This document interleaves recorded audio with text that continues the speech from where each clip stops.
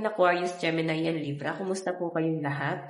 Okay, so ear sign, maraming salamat po sa walang sawang pagsubaybay sa ating pong daily horoscope. And kung ikaw ay bago pa lang sa ating channel, mag-subscribe na po kayo. And i-click mo na rin yung ating notification bell para lagi kang updated sa ating mga bagong upload. Okay, so ear sign, tignan natin na ba yung focus ng energy mo ngayon. Focus po ng energy ni ear sign ngayon. So, meron tayo guys, the Empress. Napakaganda na ito ear sign, no? Kasi si Empress is, parang abundance, blessing, ayan. Time to take action, give birth to your dreams, creative project will be very successful, abundance, and prosperity. So, sa inyo talaga to guys, magsisimula. Depende siya guys kung masipag ka or nakahiga ka lang or wala kang gagawin talaga. Kasi nasabi rito guys, parang ba't mag-aaksaya ka pa ng panahon? Baka kung may kaya ka namang gawin, gawin mo na ngayon.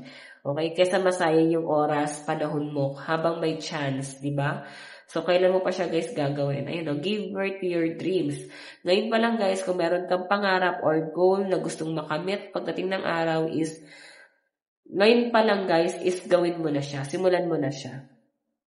Nakikita ko sa mga air sign yung pagiging creative sa isang bagay. Kumbaga, pagiging workaholic. Okay? Pero pag nakikita nyo guys parang minsan natadown ka na sa ginagawa, parang wala naman guys nangyayari. Hindi naman agad-agad sumusuko yan. Okay?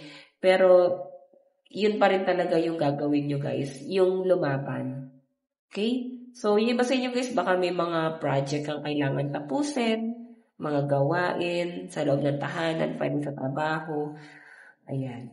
So, tignan pa natin. Air sign, Aquarius, Gemini, Libra.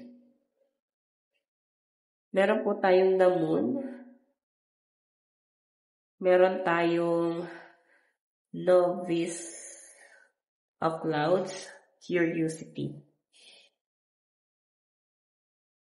Meron tayong Wheel of Fortune, Cycle. And Efficiency. So guys, lucky number nyo is 18, 10, 6, 9. Okay? So guys, itong damon kasi is shadow work. So yung iba sa inyo, pwedeng, alam mo yung parang wala kang ginagawa pero pagod ka na. Pwede kasi nasabi mo na tatapusin mo tong bagay na to. Pero alam mo yung hindi mo siya natapos kasi pwedeng nakatunganga. Tapos iniisip mo, yung utak mo na yun napagod ka, kaisip mo sa gagawin mo. Or siguro mas marami ka pang nagawan tulong sa ibang tao. Baka lagi ka guys inuutusan, lagi ka guys inaabala. So wala ka nang natapos na trabaho kasi ang dami guys umaabala sa inyo guys. Okay? So, yun din siguro guys sinasabi rito. May ginagawa ka naman pero hindi mo lang siya guys matapos-tapos. So ito naman guys, ayan, curious ka eh. Pwede meron kang gustong gawin na pagbabago sa buhay mo pero parang kung meron ka man guys sinisimulan is dahil lang to guys na curious ka or baka naman guys maging successful kaya parang pursue. So nag-overthink ka lang sa bagay na yan. May nakikita ko na iba sa inyo guys, swerte kayo pero parang nag-aaksaya ka ng pera. Parang ka nagtatapon ng pera. Okay? Saan ka nagtatapon ng pera? Pwede rin naman kasi ear sign na may mga ginagawa ka na parang hindi ka naging wise. Bumili ka ng isang bagay na hindi pa naman guys gagamitin.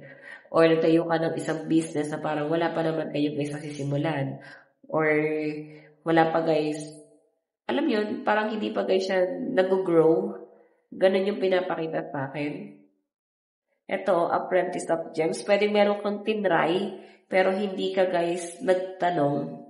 Okay, kailangan mo pa rin guys ng guidance. Kailangan dito guys is kung ang focus mo is yung source of income mo, yung pera mo. Kung ang focus mo is kumita, yun lang yung gawin mo. Okay?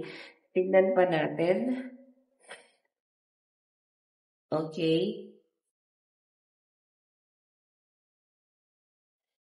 Meron tayong the Fool. Ayan, no?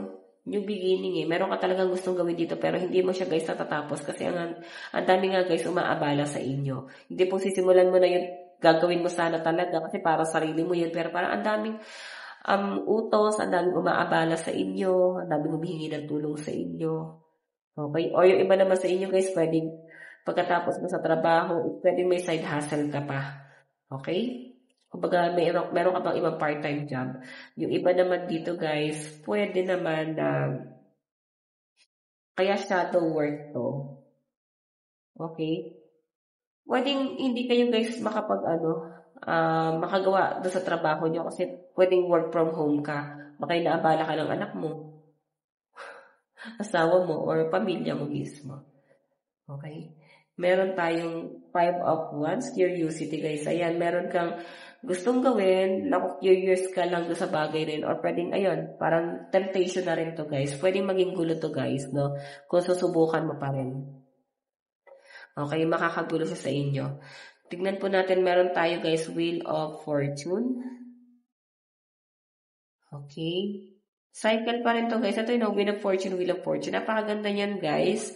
Pwedeng may nagpipigil sa inyo na gawin yung pagbabago sa buhay nyo. Pwede rin kasi guys, dala na pag-overthink mo. Moving forward na nakita ko sa energy nyo. Pwede ikaw naka-recover ka na, pero may mga taong hindi guys maka-move on dun sa nangyari from the past. Pwede ikaw naka-recover ka na, pero sila parang hindi pa guys. Okay, so napakaganda nito guys, itong Wheel of Fortune, kasi moving forward yan eh. Ang problema lang guys, parang may nagpipigil sa inyo. Nasa circle mo lang yan. Tingnan pa natin. Meron tayong 7 of Swords. Ayan, efficiency. Apprentice of Gems. Workaholic naman kayo guys. May nakakita ko guys, meron kang inaantay na email. Or meron kang tinatapos ngayon na paperworks, documents. Ayan, pwedeng sa computer guys eh. Basta meron kang tinatapos pero parang maubos lang yung oras mo dito. Pwedeng maubos yung oras mo kakaisip. So, hindi mo guys talaga ito matatapos. Sayang yung kikitain mo guys. Okay, iba sa inyo guys, pwedeng mayroong mag-guide sa inyo na dapat ito yung discarding dapat mong gawin. Ganito dapat ang simulan mo. So, yun yung pinapakita sa akin. And possible na wala pa guys, no? Wala pang nangyayari. Ganun yung malinaw na pinapakita sa akin. Wala pa talaga. Tingnan pa natin. Advice. So guys, meron tayong cool your emotion. Okay? Relax ka lang. Medyo balisa ka ngayon, air sign. Okay? Pwede iba sa inyo guys, nahihirapan ka magtrabaho. Pinipilit na lang ng iba sa inyo guys. Actually, based sa kalagayan mo ngayon, baka nahirap ka, pwedeng meron ka pinagdadaanan, pwedeng nagkakasakit. Okay? So, yan. Relax ka lang muna guys, no? Pag may time ka na magpahinga ka. Huwag mo guys, ubusin yung sarili mo kakatrabaho. Okay? So, guys, ito lang po ang inyong reading bukas po. God bless and love you all. Bye-bye.